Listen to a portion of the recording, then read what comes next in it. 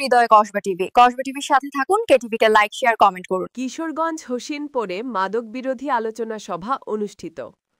উজ্জ্বল কুমার কিশোরগঞ্জ প্রতিনিধির তথ্যচিত্রে বিস্তারিত জানাচ্ছেন আকলিমা রশিদ ছালি। শুনছিলেন সংবাদ শিরোনাম, এখন দেখুন বিস্তারিত। কিশোরগঞ্জের হোসেনপুরে মাদকদ্রব্যের অপব্যবহার রোধকল্পে মাদক বিরোধী আলোচনা সভা অনুষ্ঠিত হয়েছে।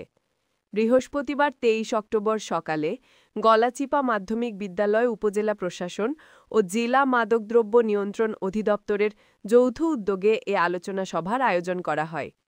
উপজেলা নির্বাহী অফিসার ইউএনও সভাপতি কাজী নাহিদ ইভার সভাপতিত্বে সভায় প্রধান অতিথি হিসাবে উপস্থিত ছিলেন অতিরিক্ত জেলা প্রশাসক শিক্ষা ও আইসিটি জেসমিন আক্তার।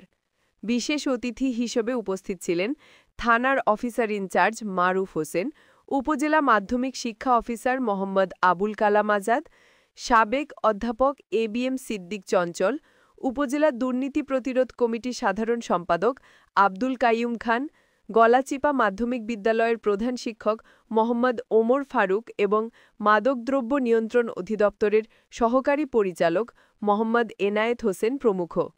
সভায় বক্তারা মাদককে না বলার আহ্বান জানিয়ে তরুণ প্রজন্মকে মাদকমুক্ত সমাজ গঠনে এগিয়ে আসার আহ্বান জানান। ফারজানা রশিদ ঢালি, কসবা টিভি নিউজ ডেস্ক। তোমার পরিবারের ক্ষতি হচ্ছে, একটা পরিবার কিন্তু সর্বশান্ত হয়ে যাচ্ছে একটা সদস্যের মাদকের টাকা জোগাড়। মেয়েদেরও কিন্তু দোষ আছে, কারণ সচেতনতা কিন্তু আসলে আমাদের সবার দরকার। আমাদের তরুণ সমাজ, আমাদের ছেলে সকলের কিন্তু সচেতনতা আমাদের ইউনো তো সার্বক্ষণিক ব্যস্ত, জোরের উপরই থাকে। তো সবাই কিন্তু অনেক ব্যস্ততার মধ্যেও আজকে এখানে এসেছে। কেন এসেছে? আমাদের সবার লক্ষ্য কিন্তু একটাই, যে আমাদের দুইটা কথা শুনে তোমরা যে কয়েকটি ছাত্রছাত্রী আছো, তোমরা যদি নিজেরা মাঠের থেকে নিজেকে দূরে রাখো, নিজের পরিবারকে দূরে রাখো, নিজের বন্ধু বান্ধব আত্মীয় স্বজনকে একটু বোঝা। মেয়েদেরও কিন্তু দোষ আছে, কারণ সচেতনতা কিন্তু আসলে আমাদের সবার দরকার। আমাদের তরুণ সমাজ, আমাদের ছেলে সকলের কিন্তু সচেতনতা আমাদের।